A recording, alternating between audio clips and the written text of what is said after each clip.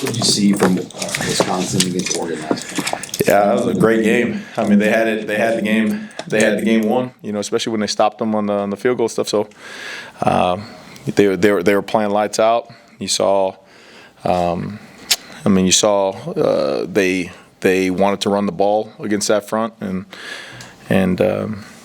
they made plays. It was just very similar. Like, you know, they just the clock ran out on them. It wasn't that they weren't playing bad. It was just the clock ran out. So it was a good game.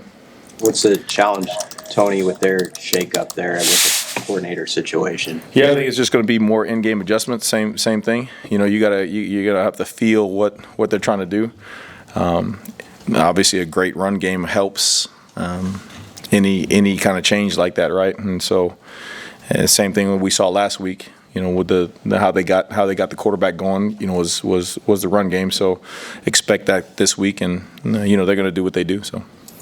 How did you think you guys performed stopping the run last week? Not good enough. I mean, that's not, and that starts with me. You know what I mean? Some of the stuff in there was okay, and it fit up well. But then they started doing some other things, and then I didn't adjust fast enough to it, so I didn't give the guys a chance to play. I think early on you see the runs, and then you see the fronts, and then we're stoning it, and then all of a sudden they make some tweaks, come out in different formations and personnels, and then you know I was playing catch up the whole time and didn't adjust well enough. So got to do better. How do you feel that guys got into some of the positions in the secondary? Coach Brill mentioned yesterday there was some confusion on, you know, which coverage safety was in on a certain play here or there. Like, what was your reaction to that? How did those conversations go after the game? You know, there's a standard, right? You gotta execute at a high level, and then you gotta play with some attitude. And we had opportunities where we just didn't execute. You know what I mean, and that's the sad thing. In football, you want to put yourself in a position where if they make a play, they got to beat you, right? They got to go up like one-handed on the sideline, instant replay, tippy-toe. Hey, they beat me. All right, bro, you got me. Let's line up again and do it. But when you don't execute and you don't, you know, you give them free plays, you're not going to beat nobody that way. And so, again, that starts with me and making sure that, you know, making sure we do the processes right at practice, make sure that guys know where they're supposed to be. You know, we don't take that stuff for granted. You know what I mean? That's the lesson, right? You got a veteran secondary and stuff, and you know you kind of let them go out there and all that stuff, and then you got to reinforce the process all the time. You know, harp on them about the communication, make sure that they're looking at each other all the time, make sure they're communicating all the time. And give those guys a chance, because those guys can make those plays. I mean, so clearly it was something I did during the week that the message didn't get relayed. So do you have a lot of veterans on your defense? What are some of those seniors like, Gifford and Ty? What do they mean to you? Oh man, I mean they came. You know that when we came here, that's what we knew, right? And so obviously all football players remember the last time they get a chance to step in front of the home crowd. You know what I mean? And it's important that the young guys understand that this is their last go in Memorial. So we made sure that we told them that one day they're going to be the old guys, and they hope that the guys after them play their butts off for them. And so we'll see. You know, I know they're going to be excited to play. What's it been like working with Coach Hogerson the last couple weeks? I don't know. He quiet dude, man. He all ball. Like he gets up, and I see that door close on the offensive staff, and I see him go out and get coffee and get food, and he goes right back in there. You know what I mean? So he's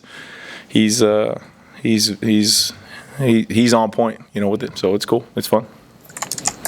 Tony, what do you want to see just from your guys in those one-on-one balls? Like USC had a couple big ones on you where you appeared to be in position, but just weren't able to come down with them. That's it. You know what I mean? You want to get them in that position and believe and trust in your guys to go make the play, because that's what it is, right? When you play in this conference, and when you play the level of athletes, a la SC, Ohio State, I mean, you're going to be in position, right? The techniques, the training, the process during the week, that allows a good player to be in position. And now that's your time to shine. That's all you. You know what I mean? And so it just wasn't a day where we had those one-on-ones go our way, you know. And so like today, you know, we're just emphasizing it even more, things that we want to see. You know what I mean? So when those guys are in that, like today, Malcolm was in a kind of a similar position, with a one-on-one ball, and I think it was Jamal caught the ball, and then we went to Indy, and I told him, I was like, hey, look, you're always right there. I want to see this. I want to be deliberate in practice today. I want to see you actively, slip it and go and punch the ball. I want to see you actively go down and try to rip the ball out as he goes, because you are always in position. But now, we have to finish the right way. And that was the emphasis of coaches. Like,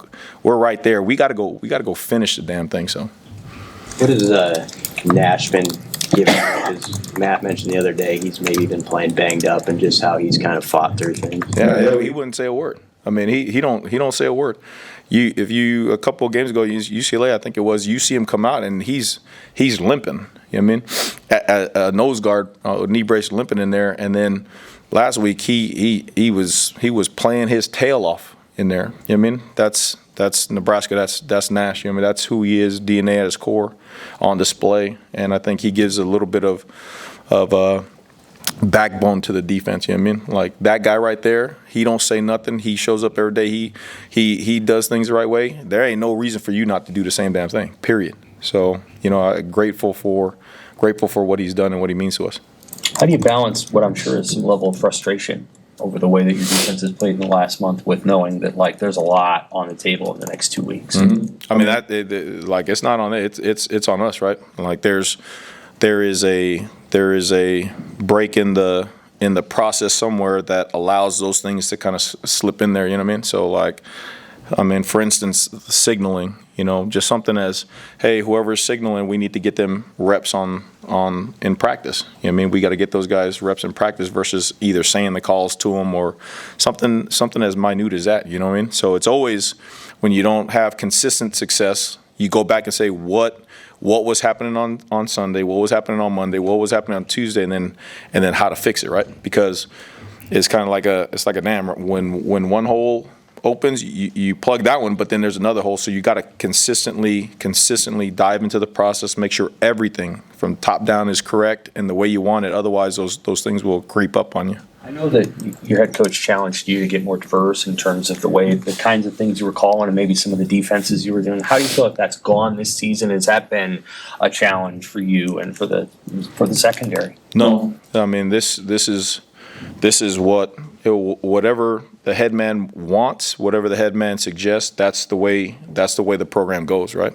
That's how it goes. Period. You know what I mean? And so our job is to make sure that gets done, and in the way and the manner of which he wants it done, and we put it on the grass with the players and make it alive, and so that's anywhere, right? I mean, any organization that man has been through it, and he is the leader, and so when he says something, we make it work and we make it happen.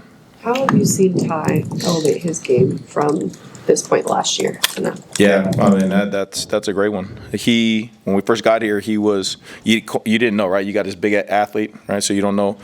And then he's playing good last year early on. And then towards the end of last year, you saw wow, this guy can be really good. Now we fast forward to this year. He starts off the year and he's playing really good. And then some point mid-season, it just clicked where, he's starting to play like one of the best defensive linemen in the country. I mean, I'm talking about pass and run. I mean, just his impact. He's affecting the game in all regards. And so, to see that's what Coach saw in him. That's what we saw in him. That's what T. Knight saw in him. That's what his teammates saw in him. And it's really cool because you see the growth. You see him believing. You see him knowing. You see him taking more leadership role. You see him coaching the guys on the sideline. So that's fun to watch and fun to watch him maximize his potential. What are some of those other guys who are walking, not as well known maybe to the general public, but like Matt mentioned, like Grant Buda the other day? Yeah. I mean, it's sort of this era in college football shifts where you're going to the 105 roster and all that, and some guys are saying goodbye. Doc, I mean, we joke with him. He's a doc, and he wouldn't say two words, and that guy.